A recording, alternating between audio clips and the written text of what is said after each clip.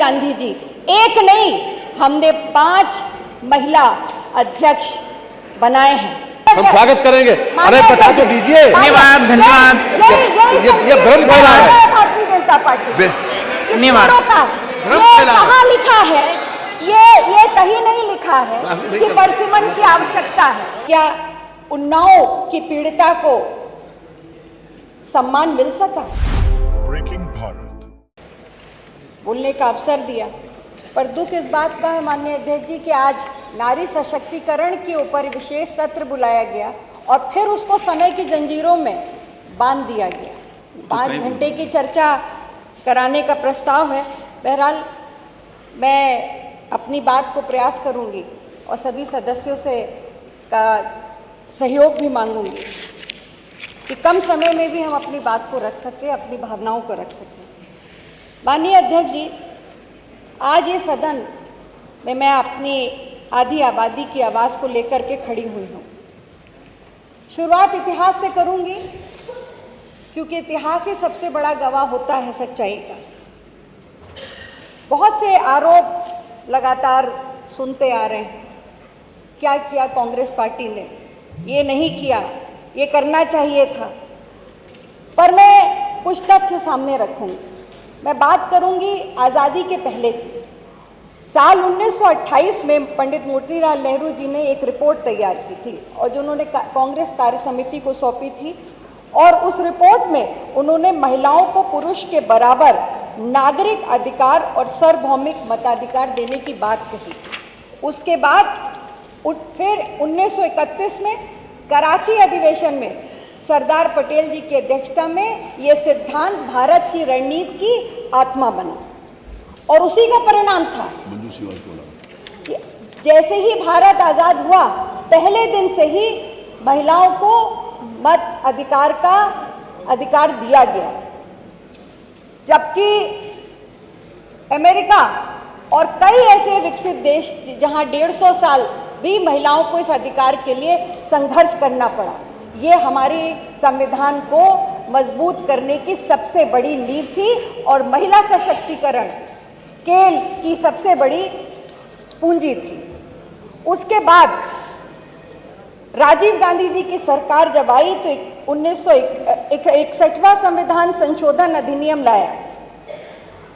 1988 में वोट देने की उम्र 21 से 18 की गई और लगभग 3.5 करोड़ नए मतदाताओं को इससे अवसर मिला और आधी आबादी को भागीदारी भी मिली। इसके बाद एक कड़वा सच भी मैं जरूर सामने रखूंगी।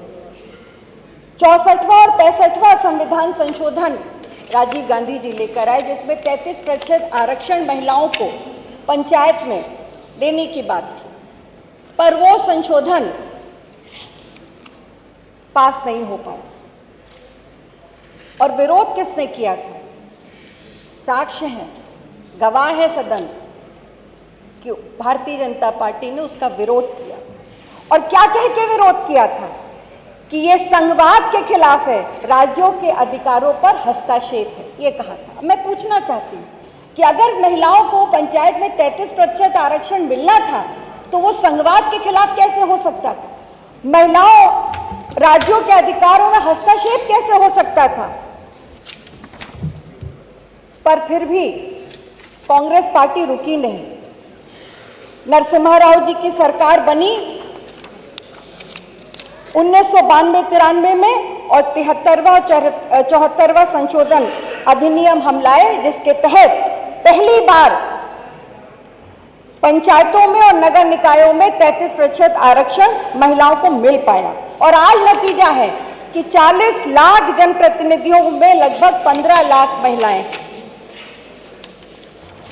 उसके बाद मनमोहन सिंह जी की सरकार 2008 में आदरणीय सोनिया गांधी जी की पहल पर 108वां संविधान संशोधन, जिसमें संसद में और विधानसभाओं में महिलाओं को 33% आरक्षण देने की बात कही। नतीजा क्या हुआ? आम सहमति नहीं मिल पाई और राज्यसभा में पास होने के बाद भी वो बिल को स्वीकृति नहीं मिली।